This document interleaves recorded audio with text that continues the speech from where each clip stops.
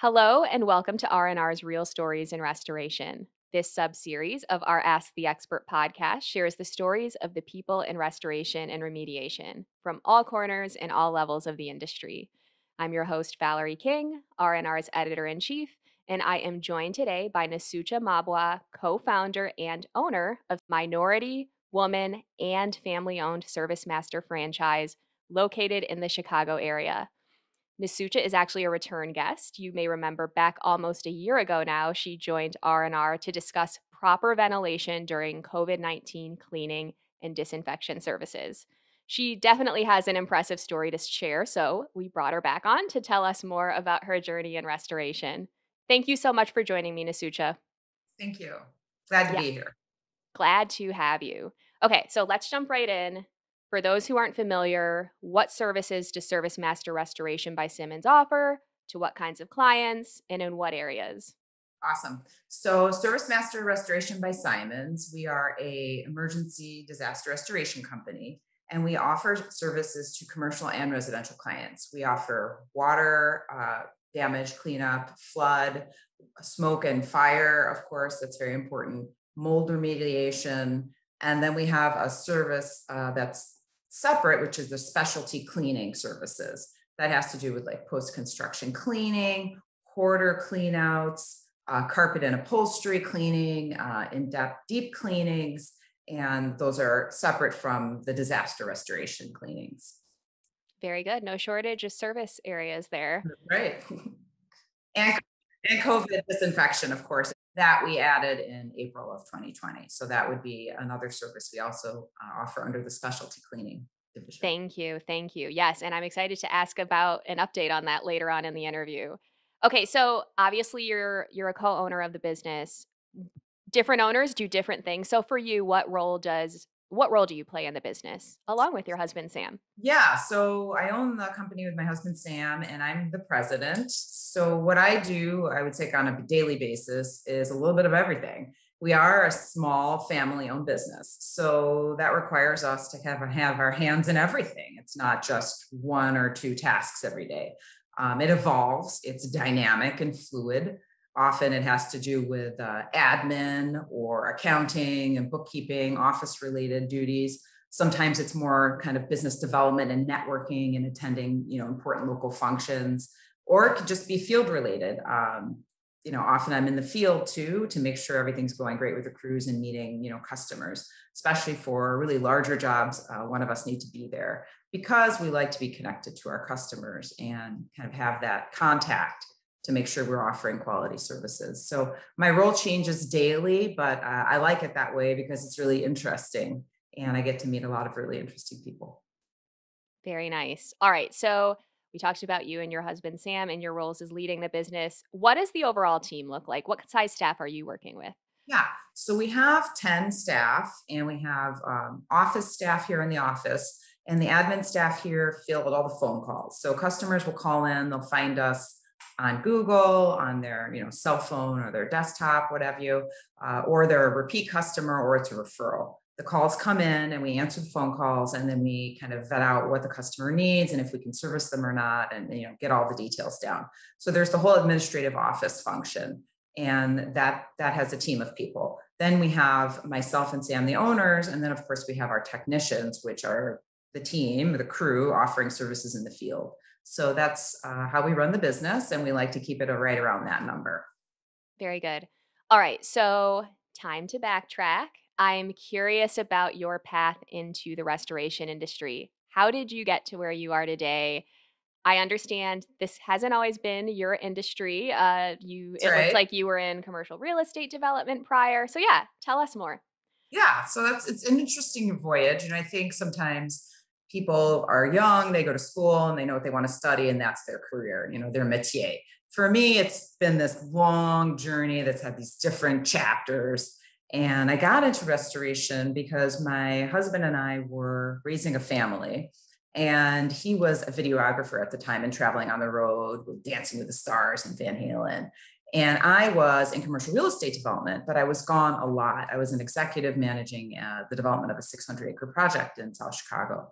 So we decided to buy our franchise because then we could build our own company, but then be able to be present for our family.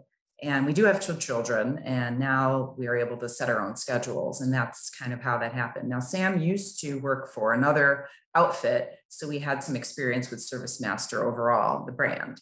And then coming in with our own franchise and purchasing that in 2012, we were able to develop our own business. So that's been really great.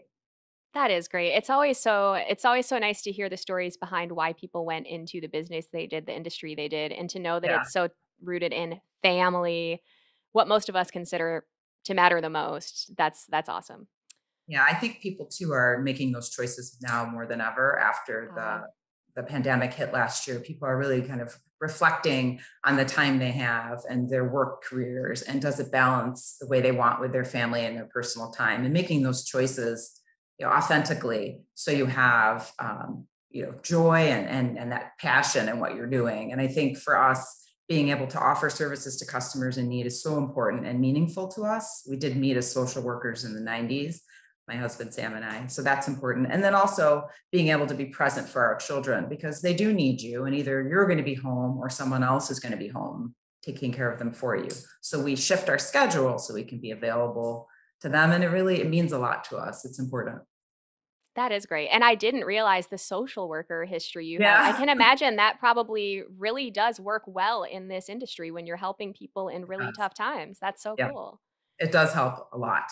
It's been one of the base foundations for our service, since we are a service provider, understanding how to meet the needs of customers with this disruptive emergency, such as a water damage in a basement with items floating a foot above the ground, or a very, very intense fire with heavy smoke odor lingering in all their belongings, or a very difficult hoarder situation that a relative has to step in and manage. And how do you get through all of that, and having the empathy and the patience to listen and connect with the customer is so vital to do a good job. Yes, that's so great to hear. Okay, so Yeah. obviously, so far so good. You're loving the industry, I take it. So I'm curious about the growth you've experienced. When you look back, can you speak to your business size initially versus now? You talked about you like to keep it kind of where it is right now. That's going well. So really, just your experience scaling over the years, and that intentionality. It sounds like in your size at a given time. For sure. We like to keep it, like I said, small and agile so we can directly connect to our customer base. If you have so many levels of management in between, you will, inevitably become disconnected at some level, as the owners, that is. And because we want it to really be our business that we're involved in, and of course, your reputation means so much, we need to keep it smaller. Um, that is our kind of short and longer term growth plan. However, as we've been focusing on moving more towards commercial, you do sometimes need more help, more technicians to do the work. So that's where then you can sometimes partner with other service masters if you have an alliance, and you can kind of get the job done in that fashion. Or you can also, kind of pull in your reserves. You have trained part-time technicians that we use that know our business, and then when we need them, they can come in and help. And that does happen as well. Very interesting to know how you pull those resources from the different areas, and yeah, but still keep your business the size you want it. Right. All right. So we all grow over our careers, and I'm curious, when you look back, was it 2013 that you launched? 2012, but our first customer was, 2013 was the first business year. And that would have been right in the spring of 2013. Yeah. Thank you. Okay, so when you look back at yourself and Sam, and just like yourself as business leaders then, and the business too, versus today, I'm curious how you would say that you as leaders, or you as a leader and as a franchise, have grown. Like, what are the key things that stick out in your mind in terms of what's different? Maybe for better, I would assume, not worse, but yeah. Well, there's a couple things. Personally, as a professional, I've learned to identify what work we can do well as a team, what our strengths are. There are so many services in restoration and cleaning and remediation, but not all businesses do them well. So if you have certain areas that you excel at, it's probably better to keep honing those and provide those instead of trying to do everything not so well. So that's something I would say we've evolved into. And we're doing a good job keeping that very stable as we grow. And we know clearly what those services are. So that's an example. The other thing I would say for me is, as a professional and all the networking I do because of the being a business owner, is not accepting every invite to attend every event or seminar, and managing my time better, because you want to participate, you want to be active. I like to engage with people. I'm a very social person, but there is a time management element, and I can't say yes to everything. So I'm learning to manage my time better by sometimes declining certain events. Super intriguing. Well, I like that last one. That's hard. It is hard, but it becomes easier with time because I worry less about being judged externally, and I know what's best for the business here and for myself. Because also, if I'm doing this for 20 years, I have to pace myself to be able to get through it in an emotional way that's healthy and also physically. And burning myself out doesn't help anyone, myself or anyone here in the business. So I would say that's something I consistently work at. Yes, thank you for sharing that. Yeah, All right. So, ServiceMaster Restoration by Simons, not that's right. Simmons, By note to Simon. self, is a recipient of the 2020 Better Business Bureau Torch Award, and that's for marketplace ethics. Congrats on that. A belated congrats. Thank you. It was very exciting. Yes. So, this was new to me. I wasn't familiar with this award. So, can you tell me more about that, the work and achievements that went into that on your part, and being it recognized for advancing trust in the marketplace? Yeah, this is really important for us. When you are a service provider and you don't sell a widget or make an item, you're providing services to customers. And the most important thing is to make sure that they are satisfied with the services that you're providing. So we work really hard at making sure our customers are satisfied. Sure, there are going to be people sometimes that have maybe unrealistic expectations about what can be accomplished. But I would say generally, over the course of this business, it's been 8+ years now, we are really good at providing consistent quality services. And if there's something additional the customer wants, making sure we get it right, because they are who we are, our customer base. And our reputation means everything. It's how customers choose to go with service provider A over service provider B.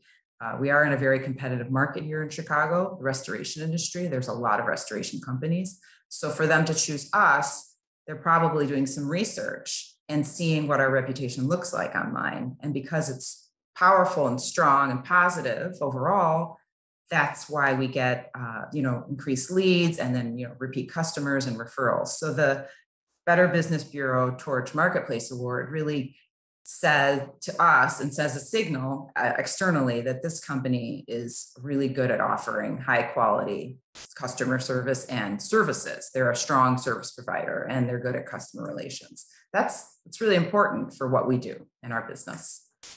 Very good. I like that background on not only being acknowledged, but the credibility it brings. And I'm sure also making sure from a marketing standpoint that when you are recognized in such a way, you make that clear and share it with the world so that they know you are a Torch Award recipient, and that credibility is clear if they're doing their research.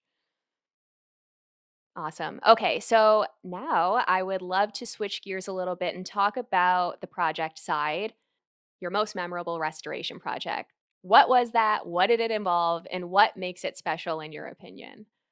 This was a really hard question to answer. I've been asked this, I think, once before, and I couldn't come up with an answer. And it's probably not what you want to hear. But the reason why I can't choose just one is because they're all meaningful and they are all unique, and no restoration project is ever the same.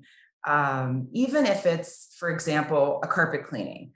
Recently, we did one for a customer in Lincoln Park in Chicago, and they had a beautiful, like, mini mansion with 4 stories of this beautiful winding staircase. But it was very difficult to clean, given the architecture and design in the house. And so that took a long time because we wanted to be really careful and do a great job. So that kind of project will stick out. But then, of course, there are all of the really horrible flooding projects where people have maybe like a basement apartment or somebody living in their lower level, and the contents are just floating around after heavy rains in the area. And those are very stressful, but when you help the customers through that, it means so much to the team and to us. And then another type of project, which is, again, I can never say it's just one because there's so many important times that we've helped people in crisis, under stress, would be, like a clutter clean out for a relative. The person is ill, the relative goes in to get some belongings and then realizes that the relative is got a hoarder situation. Usually it's kept under wraps for a number of years and nobody knows. They always go out to meet their family and this builds over time. Generally, sometimes people are aware and just don't know how to navigate it, but sometimes it's a surprise and then that's why we get the call. Those are also very memorable because you don't know what you're going to find in those projects, right? You don't know if you're going to find, sometimes we find money. Once in the beginning of our business, we found stacks of thousands of dollars. I think it was $20,000 in a bookcase. And we returned it to the customer who hired us, the relative, promptly. Another time we helped two sisters over by the airport and they lived in a 2-flat and one lived on one unit and the other one lived above. And the one we were cleaning below was hoarding Christmas decorations generally. And this has been going on 30 years. So every holiday there was different decorations to the point where you couldn't even navigate through the unit. And newspapers. We found newspapers from the 80s, from the 1970s in the apartment. And it had gotten out of hand. But we did find some savings bonds that then got bagged up. So we had to go to the waste management company we had partnered with, and we had to find them at their facility, get them out of the storage there that was in like a sorting area and bag them up and then take them back to the customer. And they were from the 1940s, so they were very valuable. But going that extra distance to do that for a day for this customer, these sisters, and one of them was very ill, that's meaningful. So these are the stories we have, which keep happening year after year when we're really trying to help people. Of course, we're a for-profit business. We want to do well for our business, for our family, for all of our team members. But it's those connections when you're really helping a family and making a difference that make our work so meaningful. Oh, that was great. I absolutely love that answer. It's among the best so far just because you did actually capture a bit of a highlight reel there of memorable projects. So I can appreciate that. But Okay. yeah, I like that you're pointing out this isn't an apples to apples situation and Right. everything is just so important because all of these projects are so key to the people that are at the receiving end. So thank you for Yeah. that. You're welcome.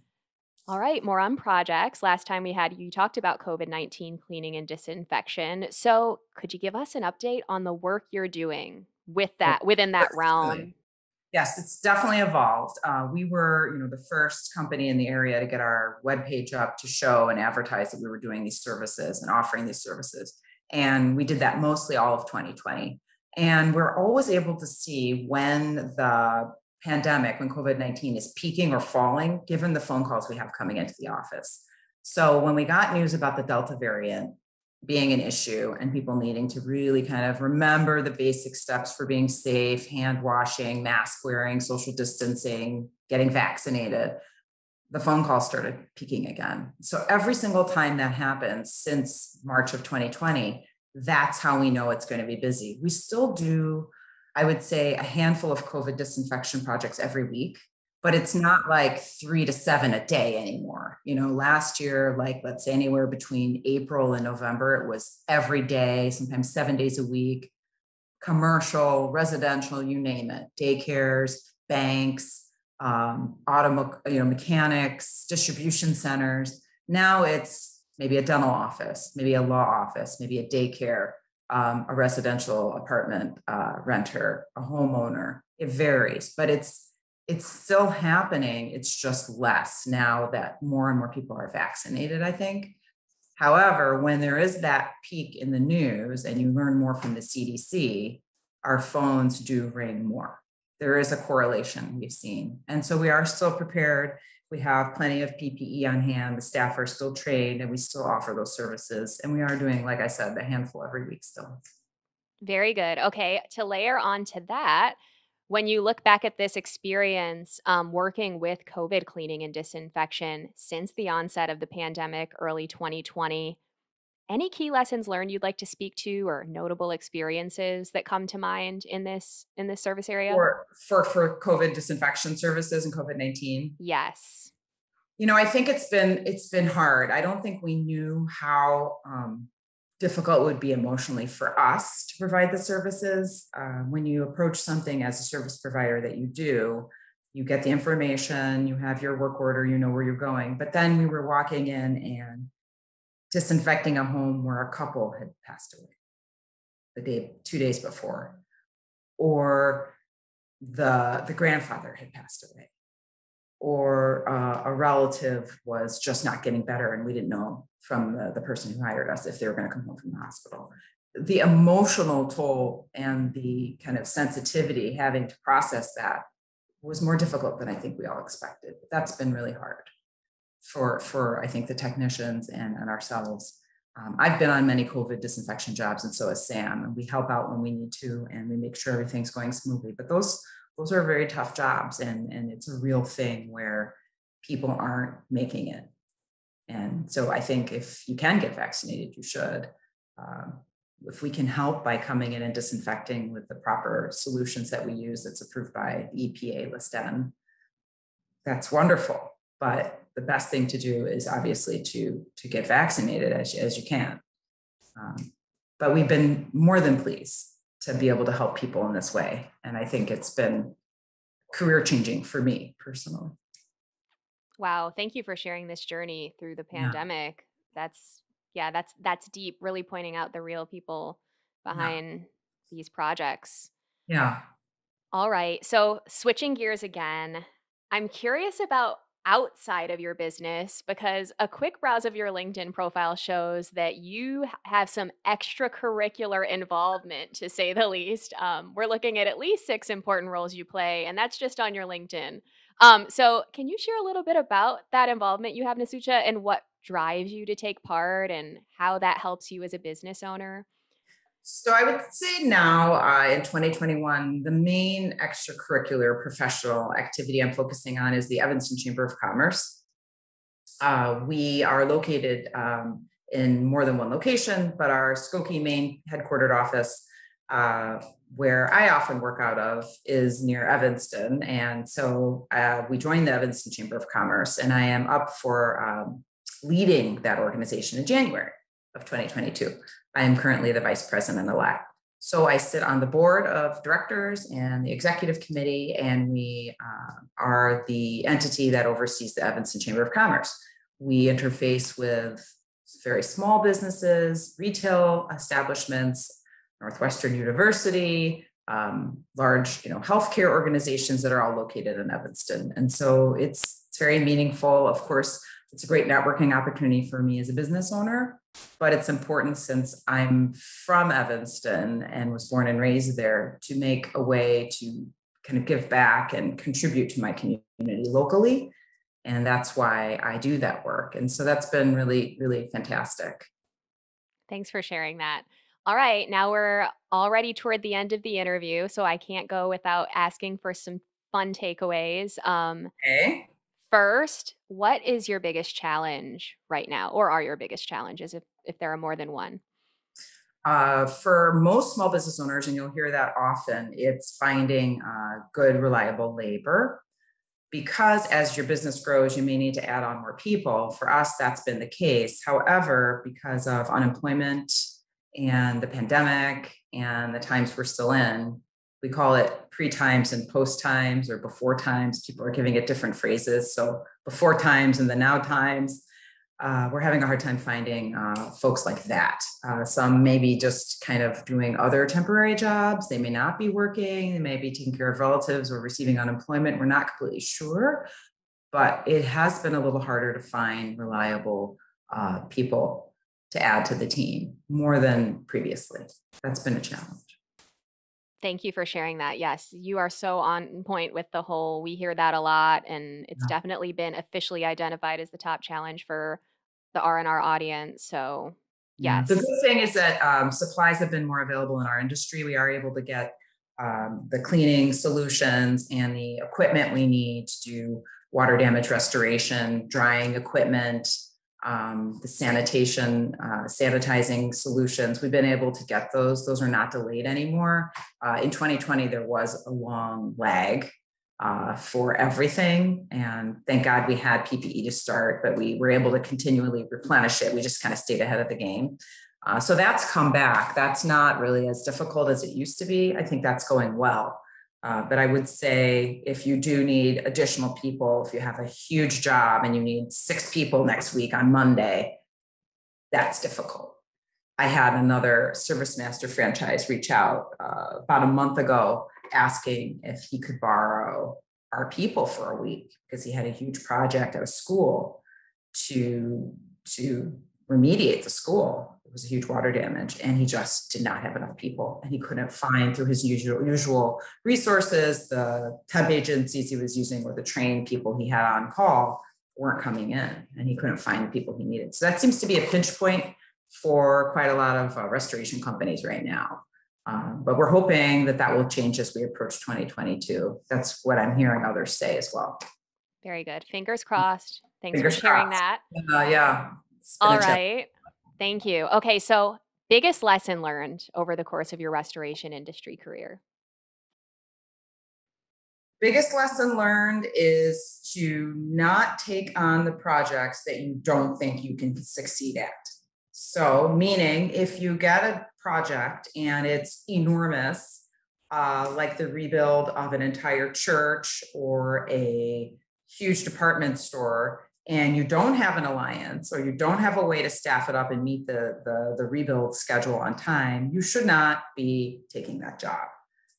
We, like I said at the beginning of this interview, have done a really good job at kind of selecting the projects that fit us as a business so we can be successful. So if there is a water damage in a high rise downtown and there are 7 to 10 floors underwater and common areas and let's say 16 apartments, that we know we can do because there's a system to get through each floor. We have sufficient amount of equipment. We know a lot of people downtown. We have resources. We can do that. But given that there is, right now a lot of construction material shortages, and if you're going to do the water damage restoration piece and the drying piece, and that's done, and then you want to do the build back piece, you may not be able to get the materials on the schedule that you previously could, or those subcontractors you partner with may not be available because they have so much work. There's so much renovation work happening, but the supplies are limited in construction. So making sure you can actually do the project successfully, I would say, is a big takeaway and lesson learned, to be able to, hold your ground and to know strongly what you can do well at. Because just taking on work to be successful, just to have work coming down the pipeline, doesn't mean you're going to win, right? You may actually hurt the business or yourself and overstress the team. So I think we're doing a good job there of selecting what works for our business. I appreciate that. Very teachable words of wisdom there for our listeners. I know that that's probably challenging sometimes to say no to big things, but keeping yourself in check and being intentional there, I can appreciate and understanding your mission and your business plan and not being so reactive to everything thrown your way, and letting people who have those resources to do it, or taking a chance when you know you can actually do it, and having having some meetings saying, you know what, I think we can do that. If we just add a few more things here, we're going to be fine. Let's attack it. That's fine. You've made a plan. You've thought about it. You're not just rushing in without any kind of analyzation. So thank you for that. All right. So tools. I know that's a wide array. So we'll just hone in on what comes to mind. In the work you and your employees do, what tools stick out to you in your mind? What would you say are most important, whether that's for the field side, for the business side, for both? Take it away. So management tools, you mean like as we're carrying out our business? Or it could be management tools like, software, or like an abstract tool that isn't really a tool, or it could be technician tools. Yeah. Whatever you think.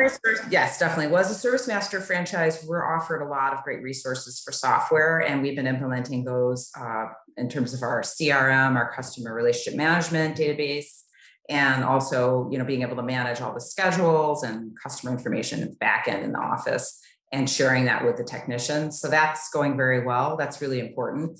Another piece of that would be your equipment as a restoration company, making sure that all of your equipment's working well, and doing an inventory every year about checking the equipment, cleaning the equipment, and then changing out, selling older equipment, getting rid of that, and replenishing new equipment. So you are always ready to go when those larger emergencies come, and you need a lot of equipment. You can't assume everything's going to work if you haven't checked for 6 months. So what we've been doing is more frequent equipment checks to make sure everything's performing correctly. And the same thing we do with our fleet. So those are things we've done the past couple of years that are going better. So we can respond better to larger emergencies and disasters. Very helpful stuff there.